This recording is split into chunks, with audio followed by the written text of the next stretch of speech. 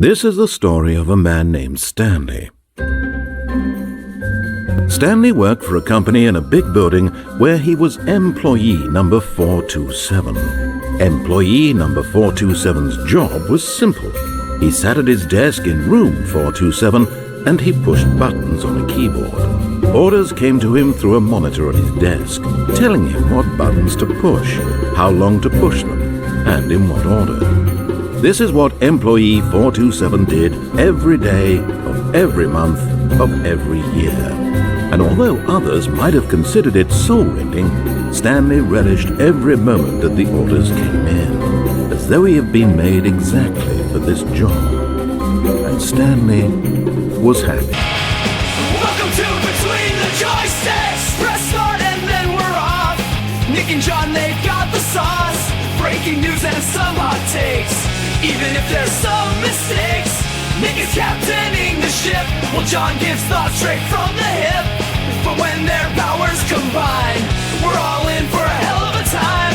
Between the Joysticks, it's the best. Up to 6 things they will address. Tell all your friends and settle in. Between the Joysticks now begins. Hello there, and welcome to episode 127 of the video game podcast Between the Joysticks. This is just a regular ass episode, no theme today, John. So I'm sorry. It's just a normal show that talks about video games. Yeah, I mean, I guess I groaned in the beginning, but in fairness, like, you know, at least I don't have to deal with your shenanigans and bullshittery in the beginning of the episode. So it's a good thing. You get a little reprieve. Yeah. This isn't the Marvel Rivals podcast, or even though it probably will turn into that eventually. And by normal show, I mean normal show where, you know, the Nintendo Switch 2 was revealed. So that's kind of like, you know. Oh, we got things to talk about. That's not like we don't have things to talk about, but the old school format. But, to start the show off, I had a thought while I was driving in today, talking, because we're going to talk Sony first party here. That's our bread and butter, right? And, you know, we were all hyped about Intergalactic, right? The Heretic Prophet from Naughty Dog. Oh, yeah. But this question entered my brain. I don't know why. We didn't talk about it, but are you upset that it's not The Last of Us Part 3? No, I don't think I am.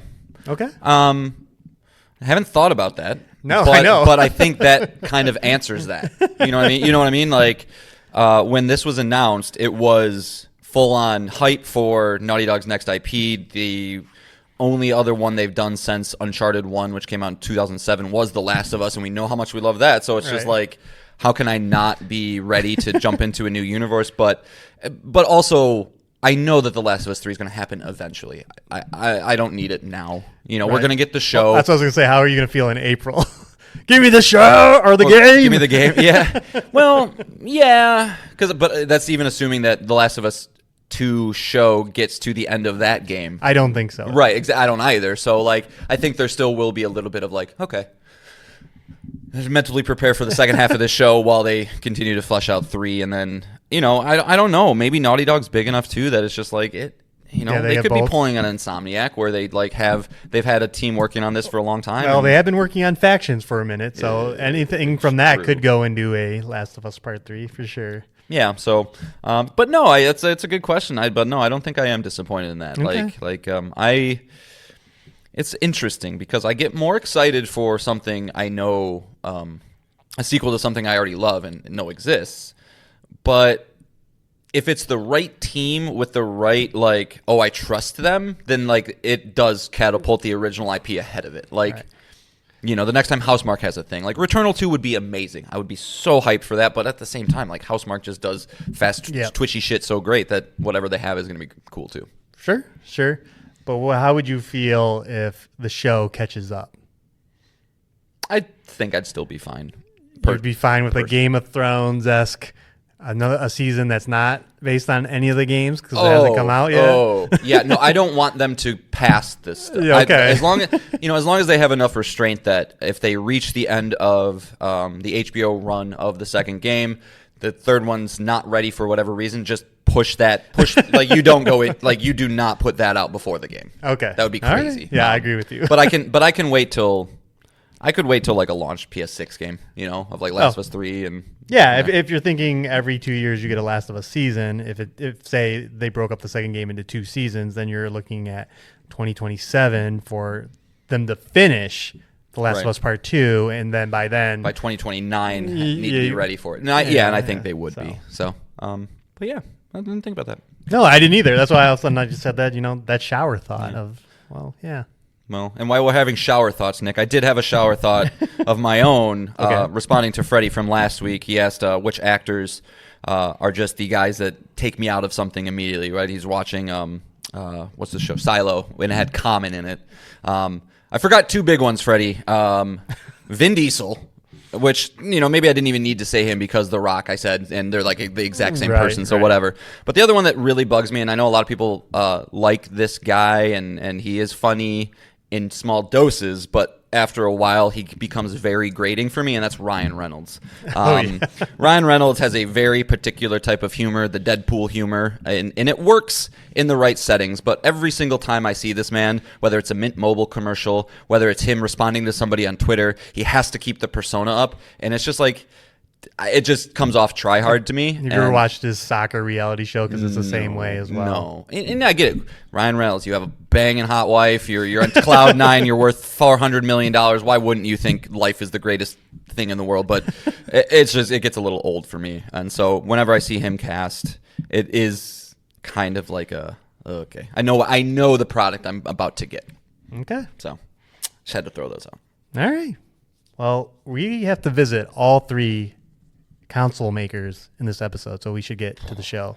I know there's no way to pull the data on this, but I feel like we've probably never done that. Like to actually have substantive news for each of them. Of course. All right, so let's get into how the show works. John and I both can bring up to 3 things to talk about for a total of 6 things. It can be a video game we're playing, a news item, a topic. It can be an email from you, the listener. We'll get the one later in the show. That email address is betweenthejoysticks@gmail.com. It can be a Twitter DM at joystickspod, or it can be a comment on our YouTube page at Between the Joysticks. Any of those things, and we can bring it. And we're going to kick things off with kind of gigantic news for anyone covering video games. Is that last episode we did our Nintendo Switch 2 predictions, and less than 24 hours after the episode was posted, Nintendo, in a very Nintendo way, heard the podcast. Yeah, heard the podcast and decided to post a 2-minute trailer on YouTube for the Nintendo Switch 2 hardware.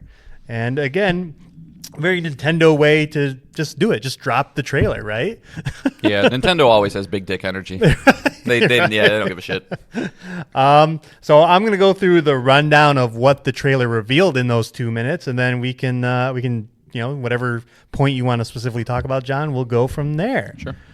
So first off, it is in fact called the Nintendo Switch 2, no Super Switch. Yeah. The big key thing is that it is bigger Joy-Cons, bigger screen. As John mentioned, the laser mouse ports are on the Joy-Cons. They are magnetic Joy-Cons. It is backwards compatible with both physical and digital Switch games. Our prediction holds true there. Mm-hmm. And when are we going to find out more than just this launch line, or more than just this view of the hardware? Well, they're going to have probably the megaton of Nintendo Directs on April 2nd of this year. And then lastly, we saw a little bit of what we assume is Mario Kart 9. Right. So here we are, John. We've seen it. We know what it looks like. What do you want to start with? Well, I mean, I think it's the easiest place to start is just the look of it, right? Like, Nintendo has a history of iterating wildly on their previous consoles, and part of the reason why I went with the Super Switch name is just because they don't like to repeat things. So it's not shocking at all. This is the move to do, but like to just see them come out with their next console and it looks effectively the exact same as the Switch, just with sleeker edges, some nice little colorations around the nubs to kind of signify the blue and the orange. But I do love the fact that it's bigger. I mean, that was one of the things I brought up last week. Figure out a way to make this thing more comfortable in my hands. Mm-hmm. This isn't the full leap of that I was hoping for. Maybe they'll eventually come out with accessories or Joy-Con Pros. We mentioned maybe that's something they do. But as of right now, if you make the device a little bit bigger, I'm definitely cool with that. And keeping it the exact same is smart. I think this is just Nintendo righting wrongs of the past, realizing that like there is no downside to keep something successful going. Let's make sure we do not confuse anybody in the marketplace at all with either the name, the look of it, or anything like that. I guess maybe you could just pass over on a couple people if they just saw one of these things and be like, oh, that's a Switch 2, right? And it's a OLED or something. Right. But I think it's clean. I like the look, but it is definitely not exciting in any single way beyond just it being a little bit bigger. Sure. But I do think that the thing that people seem to be hung up on a little bit is that little connector piece in like when you dock the Joy-Cons. Yes. As a potential fail point. And if that point does fail, that is going to be a pretty big issue because that looks like it's attached to the console itself. So for those who haven't seen this video, it's Nick mentioned these attach magnetically, but it looks like you kind of have to thread this little there's a male micro port SD. there's a male port on the console that connects to the female port on the Joy-Con, and if Right. you're coming in at that thing at some kind of weird angle, you're risking some damage. Yeah, so you get your little 6-year-old brother or sister that just wants to rip it off and go to town on it. I really hope that they have a solid plan in place for this. The only thing I can think of that might mitigate against that a little bit is it looked like there's also like on the part of the Joy-Con that connects to the system is like a barrier that's either orange or yellow that maybe if that slots into the machine before it connects into that little piece, it might save it from not even being able to be disconnected from an angle, but Right. Kids are also idiots, so somebody will break it. So, but yeah, those are broad thoughts on that, I guess. Sure. I do think like when I think of the OG Switch, it feels like a toy almost, and this might feel the same way, but just from this Nick, trailer, video games are toys. I know what you're saying. no, they're adult toys. For grown-up big boys. But this one seems sexier. The move to USB-C. It's good that it has a headphone jack. The magnetic Joy-Cons. Please let me use Bluetooth though. Like that's something. Or wait, can you do that? Maybe you can. It's been a long time since I played my OG Switch. Now that I think about it, yeah, I think you can actually. But I think, and of course, the all black look too, with the colored around the control sticks themselves. But it just looks like an overall improvement, and just I think that market on the PC side is flush with examples. The Steam Deck and I don't know, they're all out there. The ROG Ally. Yeah. There's so many of them. Lenovo Go, I think. That it looks like hopefully a solid piece of technology that feels for whatever the price tag is. We don't know that yet, but it looks good. Yeah. I mean, besides that though, we're kind of running off of obviously not a lot of information. Well, what about this Nintendo Direct? Let's talk about April 2nd. Yeah. There's a lot to get out in that thing. It's going to be a huge event. It could be the biggest event of the year because they got to cover release date, price, launch lineup. Why are we buying this? They got to show off a lot of software. It looks like our boys at Team Cherry are teasing that they will be involved in this date in some way. And with a cake. And who wouldn't be at this point? I mean, like I said, all eyes will be on this thing. So if anybody can get a slot, 15, 20, 30-second slot in this thing, you want it. Yeah.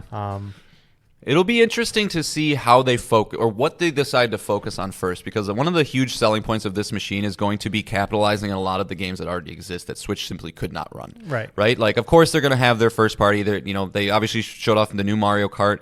I think it would be a smart idea to try and replicate the launch year of the Switch if they can, which had the Breath of the Wild and Super Mario Odyssey in the same year, and it just set that console off on such a trajectory that it never slowed down. And so I think if they can show a Mario Kart and then Metroid Prime should be there, that should be something ready to go, and then close off with a 3D Mario like that's the dream lineup. If you have those three things in there, I don't think it really matters what else you do. But I'm most curious on can this thing or will this thing launch with Elden Ring? Will it launch or have Red Dead 2? I was gonna say, I'm glad you mentioned that that they want to show off it being more powerful, and showing that, hey, the big games of the last few years are on there.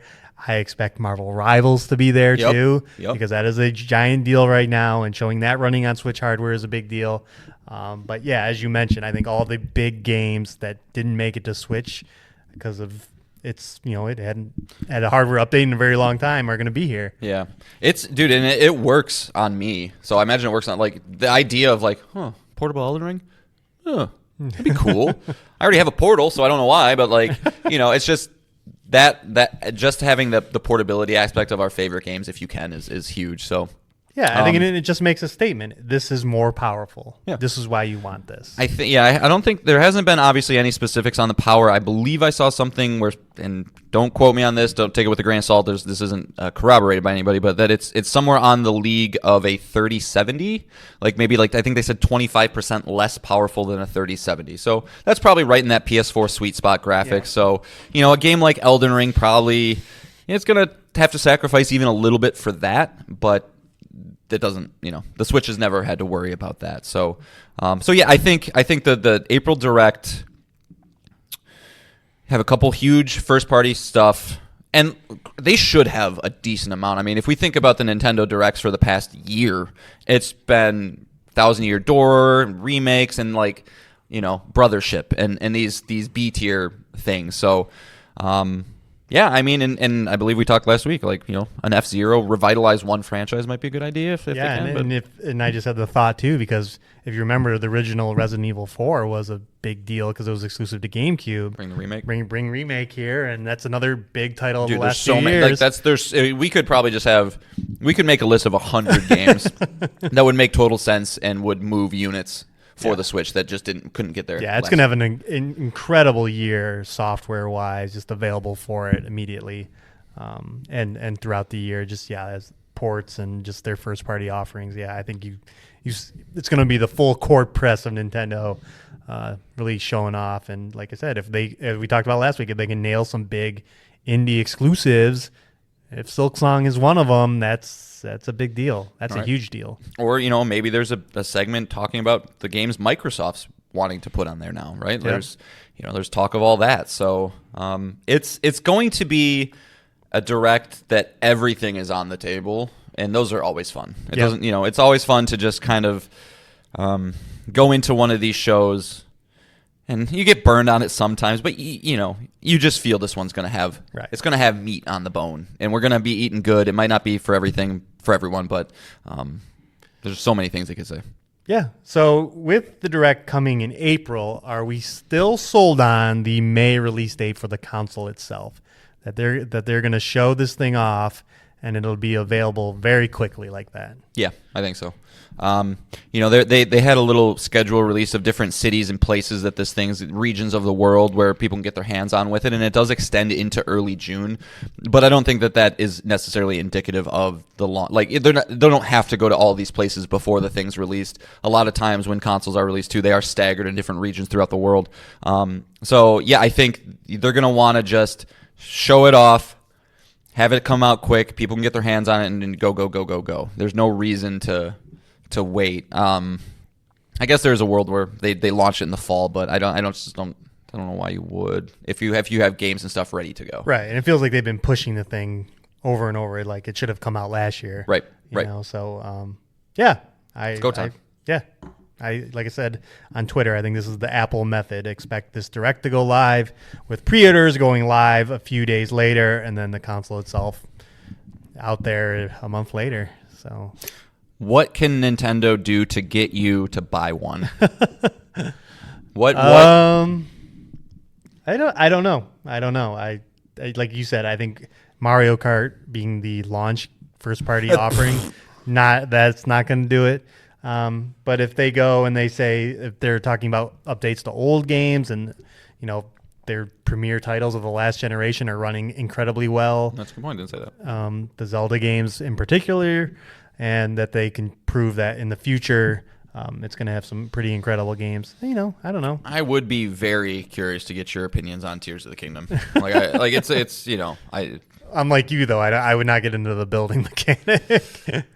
Yeah, you'd be like me, where you're like, this is incredible technology, but like, I just can't care to build a crazy fucking thing that spins with all the Right. Yeah. So, yeah, I mean, it's unfortunately. I wish we had more to say. Unfortunately, on the Nintendo side, it's probably just going to be really, really quiet for as like Switch 1 releases and anything else until this event. So you're just, I mean, all you Nintendo fans out there, just gonna wait. But yeah, they'll be all right. Yeah, they're fine. All 150 million of them. All right. Well, then we can move on to our next topic and our next console maker. Let's go, John. All right. What do we got? It's time to bring out the pitchforks, Nick. Got to bring out the pitchforks. We have some spicy news, some not so positive news, some head-scratching decision-making from Sony's leadership that just continues to bite them in the ass. And, of course, we're talking about the live service initiative that they've seemingly rolled out a couple of years ago, where Jim Ryan said that we're going to have 12 live service games that are going to be launching by the year 2025. Well, Nick, it's not 12 anymore. No. I don't know how many it is anymore, but from our good friend Jason Schreier over at Bloomberg, so probably the most trusted source in all of games, we got an article titled, Sony Cancels 2 More PlayStation Projects in Broader Retreat. So article's not very long, going to take his words for it, so stick with me, Nick, and then we'll kind of have a little discussion about it. But Sony Group Core's PlayStation has canceled previously 2 unannounced games at 2 of its top subsidiaries, the company said Thursday. The games at Oregon-based Bend Studio and Texas-based Bluepoint Games were both live service projects designed to draw reoccurring revenue from players. A company spokesperson confirmed the cancellations. In a statement, the spokesperson said the 2 games were canceled following a recent review and that PlayStation will continue making both online and single-player games. Neither studio will be shuttered. Bend and Bluepoint are highly accomplished teams who are valued members of the PlayStation Studio family, and we are working closely with each studio to determine what are the next projects, a spokesperson of Sony has said. Over the last few years, PlayStation has invested big in live service games, which are typically multiplayer games with microtransactions and other ways to get money out of players for months and years after they launch. These games are risky ventures but can be lucrative when they are successful. For Sony, the strategy has led to one hit in 2024's Helldivers 2 and several flops, including Concord, which was removed from sale less than 2 weeks after it was released. The company has also canceled several other live service games over the last few years, including one based on Spider-Man, Bloomberg has reported, which was that Spider-Man game multiplayer thing that looked actually awesome that we will never see. Sony didn't say if the cancellations will lead to job cuts. In a memo to staff reviewed by Bloomberg, the company said it's working closely with Bend and Bluepoint to determine what are the next projects and plan to do everything we can to ensure there is minimal business impact. The last 2 years have been difficult for the video game industry, which has seen tens of thousands lose their job in the wake of bad bets and slower growth. So, we are seeing, I think, the legacy of Jim Ryan come to full fruition, Nick. This is something, Concord was the writing on the wall, right? We saw Concord get released, pulled off 2 weeks later, and that was, I guess, all the data that Sony needed. They placed a big bet on it, of course. Huge bet on it. We reported on the show upwards of $400 million, talking about that to be a Star Wars-esque launching point for TV shows and movies and spin-offs and things like that, and then obviously didn't hit. So they're running scared over there. The craziest thing about this whole thing is kind of the games, right? So Bluepoint has been one of the teams that I've been most excited to see what they're working on next. They have a bona fide history of remastering games to great success. Shadow of the Colossus, amazing game. Demon's Souls remake, amazing game. Even taking things like the Uncharted collection and bringing them forward. The Eco collection. They do this time and time again with great success every single time. Why are they working on a God of War live service game, Nick? Why would that be the team that you point at? Not even just the team, the IP as well. I mean, didn't God of War Ascension have a multiplayer mode of some kind that just was a fart in the wind? Yeah, that was the era of everything had a multiplayer game, but Dead Space 3, Uncharted 2. Yeah. So again, I mean, it's a tale as old as time, right? take a developer that's successful doing one thing and put them on another thing. We've seen it with BioWare. We already have Rocksteady, and Naughty Dog couldn't do it. One of the premiers Sony first party studios was Last of Us Faction. So I don't know, John. I can't tell you why. I think the Activision Blizzard acquisition by Microsoft really put a fear into Sony that started all of this, all these initiatives to try and get at least one game on the level of Call of Duty out there or Overwatch out there, and this is it. Developing a live service game is very hard, but it's even harder when you take a team that's not used to doing it and giving them IP. I don't think would have been very successful anyway. Right. Yeah. So just for clarity, Bluepoint was supposed to be working on the God of War live service game. They did not confirm what the live service game was. But then also a couple days later, we did get another report that's come out saying that PlayStation's Horizon MMO is canceled. Now, just to be clear, there are reportedly 2 of these in development. One from NC Soft, which played more like a something that could be played on your phones. Think probably a Genshin Impact style game. And then what seems to be a higher tier experience from Guerrilla themselves. It's supposed to be like Monster Hunter. Right, that'll be more like Monster Hunter console focused. So to be clear, it seems the NC Soft one is the one that got canceled. The other one's still going. But it's just one after another, where I kind of tried to find the 12 live service games that they initially wanted to do, and there's no list out there from Sony. This is just what people have gathered. It could include games like MLB The Show as a live service component, but these are the 12 games I found, Nick, and this is in alphabetical order. So Arrowhead Games released Helldivers 2. Monumental success. Yay, we're on top of the world. Everything's great. Ben has an unannounced games as a service game canceled. We're 1 for 2. Bluepoint has a game, God of War games as a service canceled. We're now 1 for 3. Bungie's Gummy Bears is still going, so okay. We're 2 for 4. Bungie had a live service game called Payback that got canceled. Firesprite had a Twisted Metal games that got canceled. Concord got canceled. The Horizon game's still going. Fair Game still seems to be going. Spider-Man got canceled. London Studio had a game that got canceled and they shuttered. And Last of Us Factions famously got canceled. So we're basically running. And you didn't even mention Marathon. No, I didn't. I didn't even mention Marathon. Yeah, Bungie's got Marathon as well. So it's just from every angle I look at this, Nick. Like not even the difficulty of making a live service game and using studios that aren't equipped to make these games. But then you start to think like, okay, so were you planning on cannibalizing all of your sales or your time or your players' ability to get to all these? Like, what were you planning? That is where my biggest frustration point. Like, I don't care that you develop for live service games. It's just like this many at once. And you'd even mention, Ghost of Yotai is coming out, and Ghost of Tsushima had a Legends mode, and I 100% believe Ghost of Yotai will have a Legends mode as well. And I would imagine that there is going to be some kind of live service element to it, more than just a little add-on to keep you from selling the game like the last one was. I feel like we're the days of having just an online game doesn't exist anymore. Like if you have an online component, it's going to have live service elements into it. Unfortunately. So yeah, I like when you texted me about this, I responded like you were mad. I could tell. Yeah, I was not happy. Because my predictions ruined. Sony's big showcase will at least not have games from Bend or Bluepoint at this point. But I also do think they really need a Sony showcase now after all this BS. But some good PR. But yeah, well, like it's a Saturday night being like, I'm logging into Helldivers 2, knock out some Illuminate. Oh, John just hit me up. I'm playing Last of Us Factions with him for a little bit.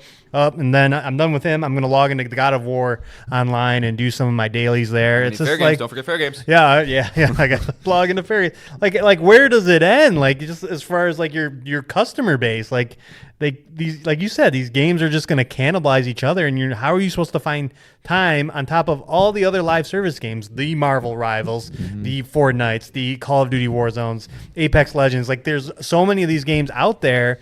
Genshins. There's 3 different Genshin clones, or more than that. Like, how are you supposed to find the time? And yeah, it just seems like Why did they bet so heavy? This is like all in. Like it's almost all in. Like almost every one of your studios is here outside of ones that already released a game or Housemarque. Yeah. Yeah. You know, it's ridiculous. Well, and I'm glad you said, like, I don't begrudge them for developing these games. I've said it before. Like, I don't like, of course, try and make a live service game. If you hit it, you have free revenue to develop anything your heart desires. So I get from maybe the standpoint, like, look, if we get one or two of these to hit, we're good, right? Like, Marvel Rivals just made, what, $160 million last month? Yep. That pays for a game in 2 months, right? Every single AAA game that Sony wants to make, if they can hit one of these, they have basically a brand new budget to develop, and that's super enticing. But you can't shove a square peg into a round hole. You got to find the right teams to do this, and it just seems like there was no thought process of, like, when they were in the boardroom and Jim Ryan's sitting at the head of the table and they're talking to all the heads of the studios, and, like, I just feel like, we've all been in meetings, right? We all have bosses. We all have jobs where it's like your boss looks at you and goes, hey, can you pull this off? And, like, you're just like, yeah. Shit, maybe not. I don't know. But you just say yes because, like, it's your boss. And it's like, it just reeks of this. And in video games, I mean, that's development budget, right? Like, that's people's jobs if you can greenlight any game. And I wanted to bring this up, too, is, like, remember the reaction to the last Sony showcase in 2023 where everyone begrudged them for having 3 live service games in that showcase. Those were all the new games announced. It was Fair Games, Concord, Marathon, and Marathon.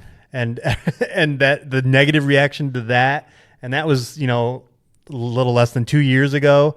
They didn't read into that reaction too, that it was like, what? Yeah.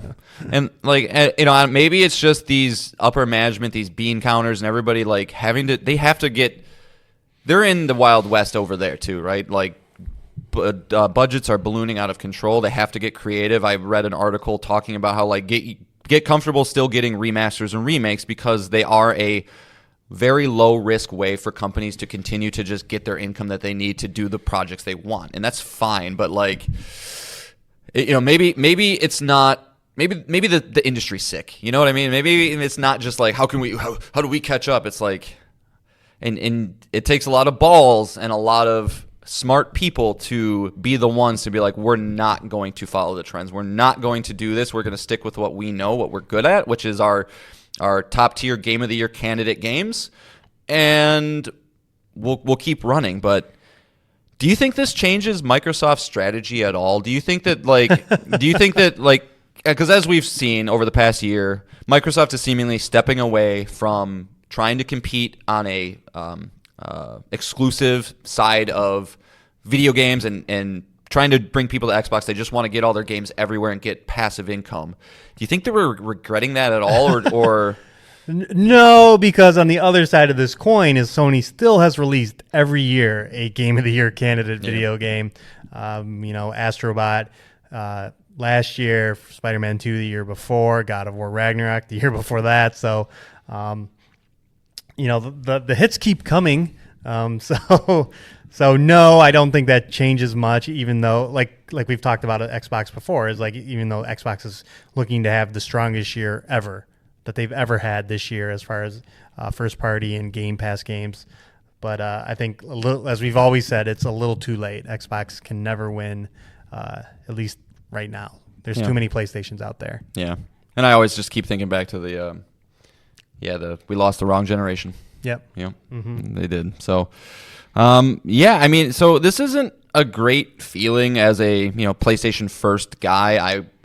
I like to defend my company, but this one can't be defended. No. And, no. It's interesting because when Sony was on top of the world with the PS2 generation, they were trouncing everybody, selling 150 million units. They famously came back and were like, cool, PS3, $600. And killed their momentum in one fell swoop. Right. It feels like cocky Sony really is the worst Sony.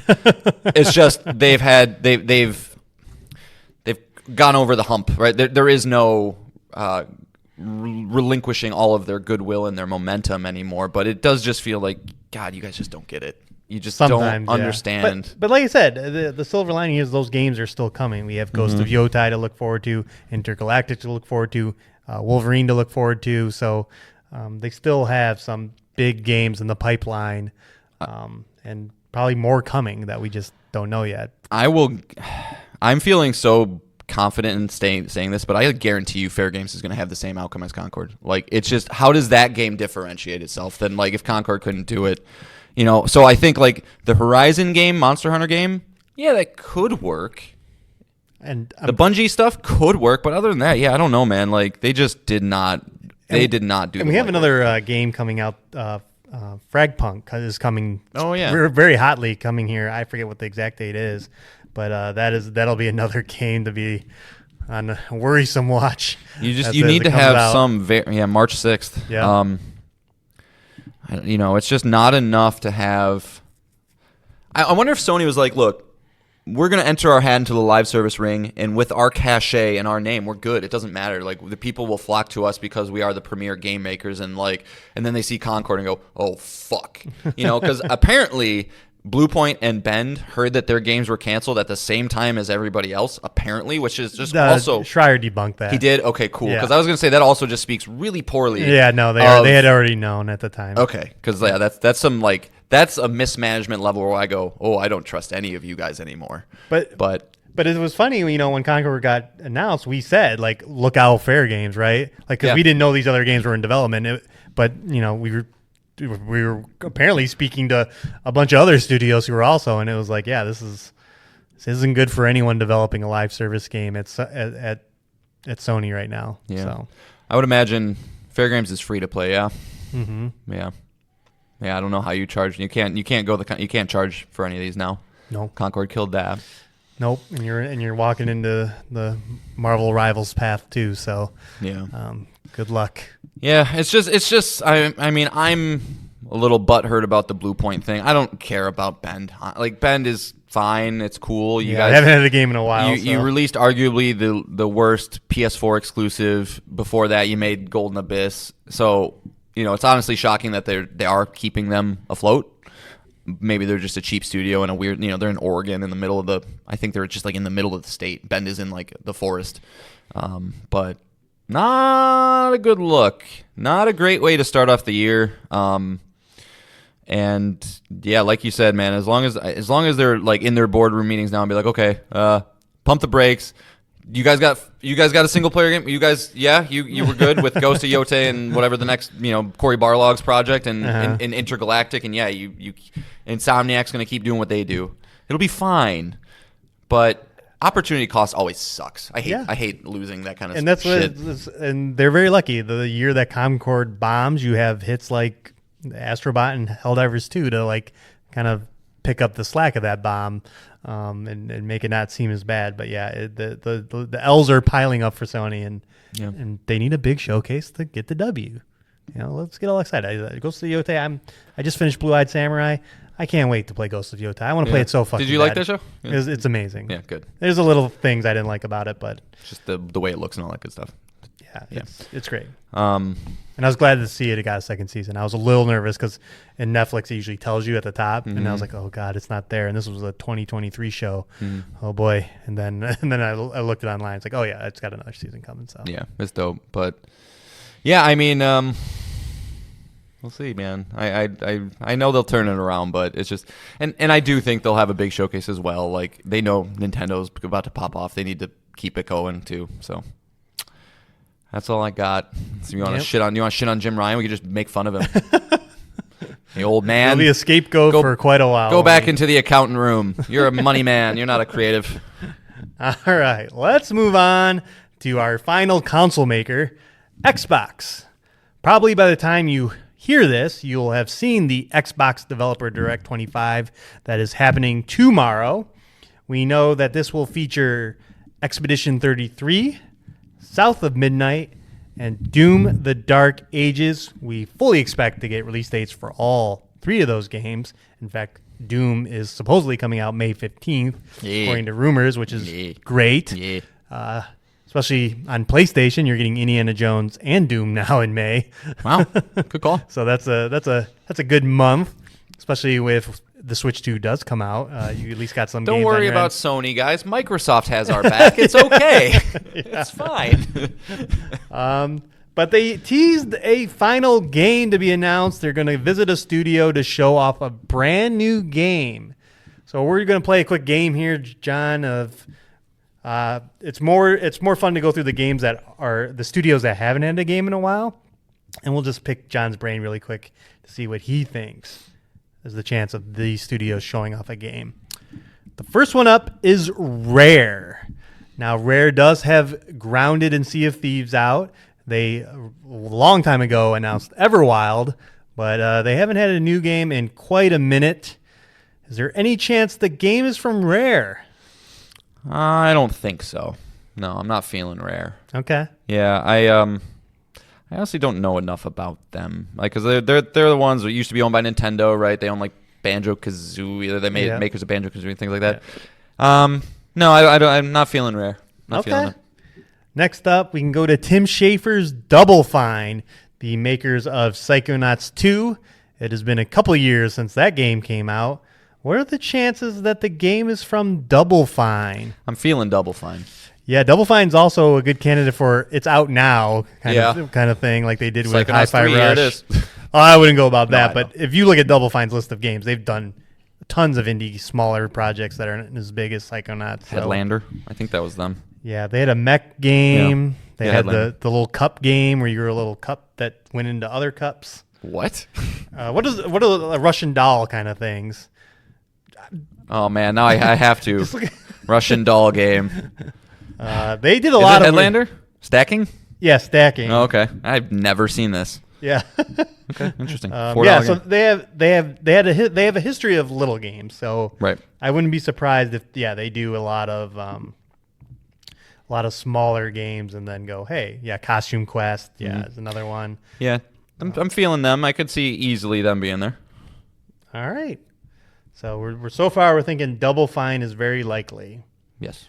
All right. Next up, I have Mojang, the makers of Minecraft. I'm bringing them because they do bring spin-offs of Minecraft. We got Minecraft Dungeons a couple of years ago. Is there a chance that there is a Minecraft spin-off from Mojang? There's a chance, but like they're so different that I can't hang my cap on them as an answer. I can't because like it could be a spin-off of Minecraft, but if it is, like I don't fucking know. And Minecraft 2 seems like something that would never happen just because like why would you? And it wouldn't be featured at this. So I'm gonna say no for Mojang. Okay. No Yang. Next up, I have Turn 10, the studio behind the Forza Motorsport series. It's been a couple of years since a Forza Motorsport game, but maybe they're doing playground games and making a new IP, or maybe it's time for another Forza game. I don't know. Yeah, I think Turn 10 is their polyphony, right? They're not going to make anything besides Forza Motorsport, and I don't think you show it here, so I'm going to say no. All right. Next up is Toys for Bob. This studio is behind the Crash Bandicoot reimaginings, Crash Bandicoot 4.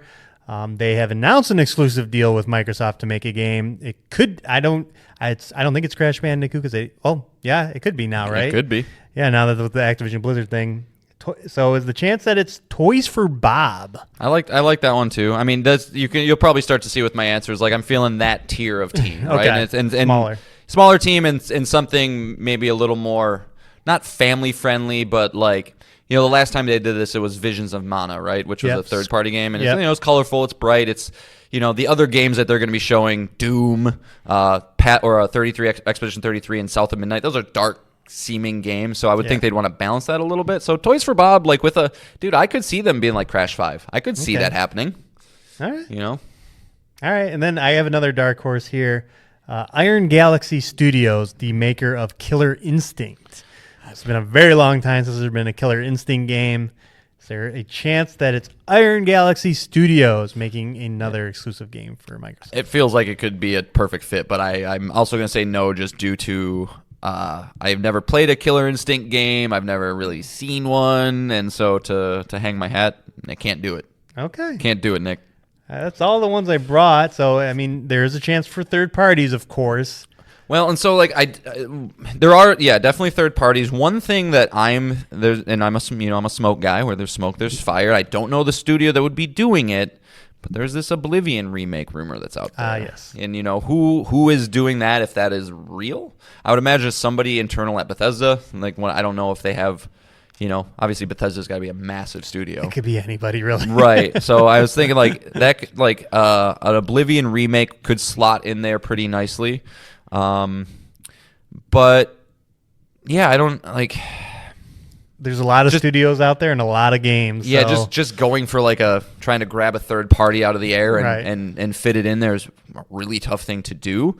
Square Enix is they're pretty chummy.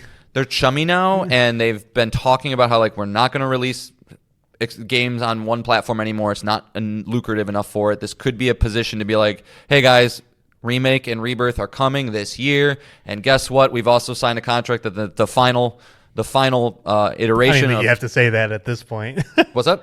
I don't even think they'd have to say it. You don't have to, but it would be just hey, it's going to come as well. You will be able to play all three of these eventually, and here's starting remakes available now, and Rebirth is coming later this year. I could see something like that. Yeah. No, that would. Because I would think at the very least, Remake would be a Game Pass day one game, so that would be great for them. I think you put both of them on there. Okay. Well, like I said, most people, when they hear this, they'll know. Right. Because just like the Switch, 24 hours later, it'll be done. But yeah, that Double Fine, lower tier kind of game. Undead Labs is doing State of Decay. Obsidian's obviously got their hands fucking full. Ninja Theory's going to do whatever they do. Yeah. I'm with you. I think Double Fine is prime candidate to announce their next game and have it be a smaller title that most likely could have launched immediately. Yeah. And again, kudos to us. I think our predictions have been pretty hot this year. No, you jinxed us, Nick. No, you fucked us over. You had to say it. All right, I'm done with the console makers. Let's move on to our next topic, John. A listener email. Yeah. Don't worry, Freddie. We didn't forget about you. So as Nick mentioned, we have an email from our boy Freddie B. So he writes in, hey guys, hope the week is going well for you. So over December, I was looking for something to play and checked out Ghostwire Tokyo. Unfortunately, the controls were so bad that I checked out after 15 minutes and deleted it from my console. What's the fastest you've ever checked out of a game, and how long do you normally try to give a game before calling it quits? For me, I'd say it's a few hours normally, but Ghostwire Tokyo's controls were seriously that bad, I was like, I can't do this for any length of time. Also, on this week's Marvel Rivals, God, I hate you, Nick.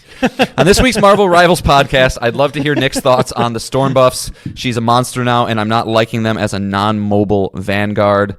John, I'm not the biggest cinephile, but I'll look into it. Nora, we just started Severance, actually, and that is a creepy show, but we're hooked. What was your favorite movie of 24? So let's take this first one, Nick. What is a game that you've noped out of very quickly, and how long do you typically give a game before you're like, I'm good? Definitely a few hours, especially if it's a game I, in any shape or form, paid for. Those include, let's see, in my list here, I got Inscription, Outer Worlds, Outer Wilds, Dragon's Dogma 2, Crash Bandicoot 4. No, I didn't pay for that. Dragon's Crown, Mass Effect Andromeda. And then there's the games that I haven't paid for, so I meant nope out even quickly, is Tome, Mad Max. Tome? Was that picture game? Yeah. Mm-hmm. Okay. Yeah. Yeah, it was like a free game. Yeah. TOEM? Yep. That was the one that I checked out pretty quickly. So, it does happen. I definitely... like in the case of the Outer Worlds, I was like, Outer Worlds or Jedi Fallen Order? Oh, I'll take Outer Worlds. And then 2 hours in, I got to the next area and a bunch of quests popped and I'm like, I can't do this. I'm just done. I don't like this. And sold it immediately back to get Jedi Fallen Order. So, yeah. And then the frustrating ones are ones that you're like, oh, everyone else loves this game, like Outer Wilds or Inscription. And I live in this world. Yeah. Or, Nier Automata. Sometimes you feel this outside pressure that, hey, I really should like this game, but in his case, it Ghostwire Tokyo, a game that was pretty critically panned. You're just, done, but it does happen. I think it is an equation. Like there is. We could probably figure out some equation where it's like, yeah, the did you buy it is a huge piece of it that gets a big multiplier. But it's what's important to you. And Nick probably has a little bit longer of a leash on it because he is a more narrative focused guy that he's willing to see the story get to where it's going to go before I'm like, I don't like these characters. That doesn't feel good. So why would I be here? I am a little quicker, as you can probably guess. If a game does not feel good, I have a hard time getting over that to see the other parts of a game through. And speaking of games that people, I should love it. Everybody else does. Any Rockstar game. I feel sorry for you. I know. I feel sorry for myself, Nick. But every single time I've tried to pick up Red Dead 2, which I'm not kidding, is probably 6 or 7 times. It gets 10 minutes in, and I go, I can't press a button to run. I hate all of the controls that are in this. It's ridiculous, and nothing feels good to do. I don't care. Like, it's gorgeous. There's so many things to do, but I just can't get past that hurdle. So I probably give a game 30 minutes. You try more games than I do on average too. I think you launch a lot more games. I'm usually by the time it's downloaded and I choose to launch it, I've already done a lot of research to get to that point. But I feel like you're the more of the I'm checking it out. I'm checking it out. I pride myself in everything of having a wide berth of things I like. I like musicals. I like Slipknot. I like rap. And so that applies to everything. That applies to movies. It applies to games. It applies to books. Whatever. So I won't ever write anything off immediately. But Outer Wilds is another great example of like some people say it's the greatest game they've ever played, but I just can't get past the physics of it. It controls horribly. It's too obtuse. So I noped out of that one. But yeah, there's a very fast nope out feature if like when I was an extra subscriber and I tried Forspoken. No, I was like 5 minutes. Immortals of Avium was kind of another one, even though it's like it felt pretty good to play. I don't know. I didn't like the first person nature of it, the way that you kind of use magic in that game. So games like that. But then also I will say there's one other big thing that's tough for me, and that's Souls-likes. If I'm going to play anything that's not a From Software Souls-like, I mean, that's the very first thing. I'm not worried about anything else, but how does it feel? How does it feel? And did you fuck around with the gimmicks too much? Because like a lot of time, you got to differentiate yourself. I get that. But like, I need a standard bonfire system. I need my leveling up to be pretty standard. I want to be able to, like, Neo is cool, but I didn't want to add in the Diablo-style loot systems into a game that's more about, like, the move sets of the enemies and things for me. So it's an equation, but yeah, I'm a fickle man. I go up pretty quick. Fair enough. All right, Nick, what's your Storm thoughts? Get over it. Storm's the first character I ever played in Marvel Rivals, so I just thought it would be interesting to see how they handle that character in flight and all that. And she was the character that got buffed after the Season 1 patch. And I don't know, I don't see a lot of her, to be honest, and I've only played her like once or twice. I actually need to change my control scheme because for her to fly up is L2 and fly down is L1, and that just doesn't feel good for me. Sounds like a perfect DualSense Edge scenario. Yeah, you need a new controller, exactly, buddy boy. But I definitely want to remap those moves because I would like L1 and R1 to be up and down. That would feel more natural for me. So, but I like the character. She kind of fits in this hybrid role of the game where she's kind of like DPS / support, with her ability to buff your teammates' attack damage and movement. And she's got a great ult. She's got one of the more powerful ults in the game. She just turns into a giant tornado. Is this X-Men animated series Storm? Is this Halle Berry Storm? Is this a unique Storm? It's just their version of Storm. There is not a skin to tie it to any of the those properties yet. Okay. But I will say this. It sounds like when they released Johnny Storm, the fire character, is that they'll have a combo together where you'll release a fire tornado. So, all right, that's kind of sick. That's kind of cool. So I expect when the next two heroes release here in a couple weeks that that character will rise in popularity because she'll have more team ups. Is that an already existing thing in the game, like combo ultimates, or will this be the first one of that? Yeah, there's no combo ultimates, so I don't know how they're gonna pull that off, but that's probably the start. Start of it then. Yeah. So Is there what do you have a dream combination? Like if you could put two characters together to do something like No, not unless it's like from comics, like the Incredible Hulk and Jeff the Shark, like whatever they can. yeah, they don't have a combo yet, but like the fastball special, right, where someone picks up Wolverine and throws him. That's in the game, right? That's Hulk can throw. Is that from something? Yeah, the Colossus always does it with Wolverine. Okay. Yeah, he picks Wolverine up and throws him, and Wolverine with his claws out. Was that from the animated show? Like where did that start? It had to start in comics. I don't think I've ever seen arcade game. Yeah, but yeah. So I think the character will be seen more. But I just in the ranked games I play, and even quick match, I don't see a lot of people locking into her. But yeah, I think she's a hidden gem in the game that people are just kind of like when the game started and people wrote off Iron Man and Wolverine, characters like that, and then all of a sudden they rose to prominence because people actually realized how to play them effectively. That, yeah, Storm's time is coming. Are you and Freddie B PlayStation friends? No, we do not know Freddie B's. Freddie B, right in with your thing. I want you to play some Marvel Rivals. If you want to. If you want to. It doesn't even have to. We don't have. We won't. If you want to say, "Hey guys, don't read this on air," and you want to just hang out. No, with we us. won't read anyone's name on air unless they ask. Unless you want us to. But yeah, that's our minute on Marvel Rivals. Great, good. All right, perfect. Movie time. So, Freddie, first off, Severance is on my short list of shows I want to watch. I just hate Apple Plus. Like, it's just, we all have our limits with streaming services, and so anytime something goes on Apple Plus, I kind of roll my eyes. But I do have the first season downloaded. I do like Adam Scott. Adam Scott, that's his name, right? Mm-hmm. Andrews, yeah, Adam Scott. And yeah, I've heard it's kind of creepy. But my favorite movies of the year, I wrote down 5, as I do. I got 4. You got 4? Okay. So my honorable mention is not one of my favorite movies of the year, but I probably think about it more than any other movie I've seen. And if you're into banana, batshit insane things, check out The Substance. It's unlike any. But just make sure you have a good stomach for like body horror. Yep. And you are okay seeing nudity, which you should be with this movie. But my number 5 movie was kind of surprised. I really, really dug Alien Romulus this year.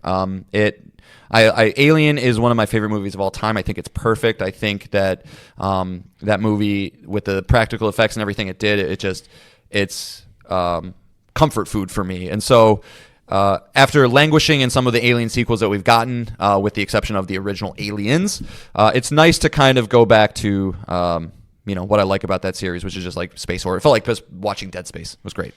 Number 4. Haven't seen it yet. Yeah, and you got to watch it. Number 4, and I know this is on your list, Conclave, starring Ray Fiennes. It's going to be a Best Picture nominee. Talks about the process of electing a new pope after they die, and it's really, really good from a lot of angles. But just to see, this is a real world process that happens, and it feels so. I mean, it is secretive and it is weird, but just to watch it kind of play out is cool. And I'm sure that's on your list, if not your number 1. It is my number 1. Yeah. It's got Stanley Tucci, number 1. Stanley Tucci's pretty good. You're a Stanley Tucci guy, huh? I can't remember a bad movie I've seen him in, but I don't know all of his movies. He's just kind of a guy that shows up and you're like, oh, Stanley Tucci. Yeah, like this one. But yeah, as John mentioned, Conclave is wonderful and I mean, you're just enthralled with the process, not to mention there's a giant conspiracy going on throughout the movie. So it's a thriller, but also like John said, just seeing people, cardinals from all over the world in one area and deal with the politicking of all that it's just interesting. I now know that cardinals are the guys that elect the pope. I wouldn't have been able to tell you that. I was like, I don't know, they're in the church. And there's always something especially fun in movies of watching numbers change. Like, right. I think of 12 Angry Men, where anybody that's seen it, kind of movie starts and, everybody's on one side of the verdict, and then they slowly start to shift, and you're just kind of enthralled while you're watching that happen, even though you kind of know where it's going to go. But this one had a good twist. So, Conclave's awesome. Real quick, Hundreds of Beavers is the most unique movie I've seen this year, but I genuinely loved it. Go into that one knowing what it is, though. I like silent movies, not even exaggerating. I like them a lot, and this plays like a 1930s slapstick Looney Tunes skit, and it's great. Number 2, I'm sure this is also on your list, Nick. Anora. Yep. Is I mean, I talked about it last week, so I don't really need to see much more. But it's very, very, very good. It's kind of a movie that plays in two parts. So like first half romance, second half, I don't know, thriller. Yeah. You know, where you kind of just Anxiety. yeah, anxiety-ridden movie, but very, very good. And then weirdly, probably the best movie of the year. And I don't typically go with the blockbusters, but Dune Part 2 is a monumental movie achievement. Good. I saw it in. So at this point, I'm comfortable saying Nick and I were in the Midwest, and I found myself in Phoenix for a work trip when this was going on, and they have one of those giant 6-story IMAX theaters there, and so I got to watch it on that. Yeah, that'll change your opinion of the and movie it was a lot. the dopest, the dopeness, coolest shit ever. So, and it's a rare movie that like made the first one better somehow. So, Dune 2, super special. But I also want to say I haven't seen Nosferatu and I haven't seen The Brutalist. Those are the two other movies that I really, really want to see this year. So, yeah, there you go. Yeah, the only one I had that you didn't mention was The Wild Robot. That was very good. I was flirting with putting that on, but I didn't want to have 6. It probably would have been 6. Okay, well, I got you covered. There you go. The Wild Robot animated film. I don't know if you have kids or not, but watch it with them. It's great. Flow. Have you heard of Flow? I think so. I've seen the So poster it at least. beat The Wild Robot for like best animated at the Golden Globes or something, but that's another one I want to watch. It's like apparently no dialogue. There's no care. Like everybody's just cat, dog, hamster. Like it's basically like seems like a Noah's Ark situation. Okay. But I've heard that's good too. So all right, sweet. Again, thanks for writing in, Freddie. You are our number one listener. oh, Should I have said that? I don't know. Maybe I'll get more people to write in. As long as they don't just drop the show now. earn your spots. Our most consistent There you go. listener. He's our best author, best writer. Yes. Appreciate it. All right. Final thing. I'm bringing a game called the Stanley Parable. Stanley Tucci Parable. Yeah, Stanley Tucci Parable. Specifically the Stanley Parable Ultra Deluxe Edition. If you don't know, the Stanley Parable is a game made from two people, David Redden and William Pugh, in 2013. Kind of just like a lot of indie games of the Animal Well, Stardew Valley, just kind of blew up and was a big deal at the time. And then it got a 2022 remake called the Stanley Parable Ultra Deluxe Edition, which came out 2 years ago. But and highly reviewed, of course, critically reviewed as well, not just that a popular 90? for any. Yeah, it's a 90 game. So again, one of those things. And it's interesting that John talked about BioShock last week, which a big thing about BioShock is the relationship between the player and the game creator, right? Would You Kindly is like this mind-breaking moment for video game players to see that they were manipulated the whole time during that game, and it blew people's minds. And this is kind of the same way. This is a first-person game where you can pretty much only walk and interact with things. And as you move through the world, a narrator is narrating what you do. And so you can follow what the narrator does, tells you to do, and you will complete the game in about 5 minutes. Mm-hmm. Okay. But that's where the fun begins, because the fun begins when you start disobeying the narrator, not going through the doors he's telling you, not hitting the buttons he's telling you, going down the stairs instead of up, and then seeing that the game creators planned for all of it, and that the narrator reacts to you disobeying his orders in hilarious ways. And that's kind of the game. You kind of try and find all kinds of secret endings, seeing how the narrator reacts. You restart the game and those things, and you go on and on. And then the Ultra Deluxe Edition adds some more things on top of that. Some more clever endings, some more fourth wall breaking, and that is kind of the game. So it's very narrative heavy. Like I said, the game is just exploration and finding those different endings, having fun, fucking with the narrator. One of the things he told me to do is, he's like, because I was disobeying him this whole time, he's like, okay, well, I need you to answer this phone. Just answer this phone, and you'll get out of here. Everything will be fine. And I noticed there's the the phone is plugged into a cord into the wall, and I just unplugged the phone. And that led to a pretty hilarious interaction because I've been disobeying him this whole time, and he's now going to reach his breaking point. And that's kind of the game. It is not. It's a game that you're going to beat in under 5 hours, or see most of the content in under 5 hours. And the only reason you will see more of the game is because it has some ridiculous trophies, and all the trophies are funny too. If you try to go for them, one is for playing the game 24 hours on a Tuesday, like actual in-game time. So you have to leave your PlayStation on and just let the game run all day on a Tuesday if you want to get it. And then there's another trophy for coming back to the game after 10 years. So manipulate your clocks, folks. Yeah, you can either do that or you can just wait it out. You're like, set a reminder 10 years from now, launch the Stanley Parable. I mean, dude, yeah, that's so if you got this game, you got another 5 years to wait if you got it when it came out on PlayStation. Yeah, 2022. So you got another 7 years. Right. So so that's kind of the game. It's an interesting idea.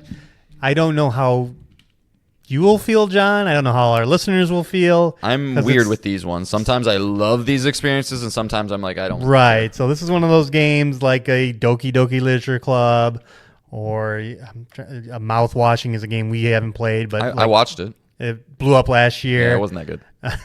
There you go. That I think the internet really attaches to because it's silly and it drives streamer reactions and all that. But you might get sick of the shtick very quickly if you're like I've seen. Depends on how well it's written. I love dry British humor, which it seems like this is kind of in that world.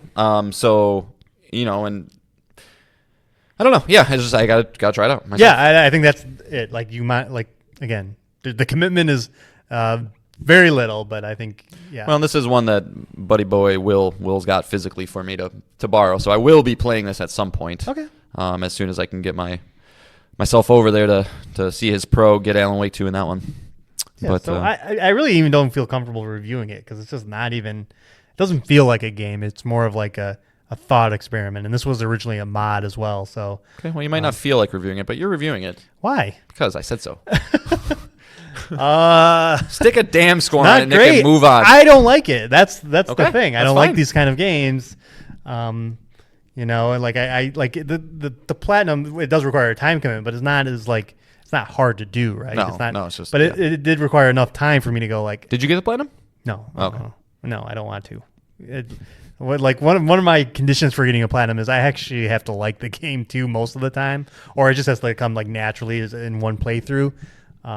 And I'm not willing to do all the extra bonus stuff. So I don't know.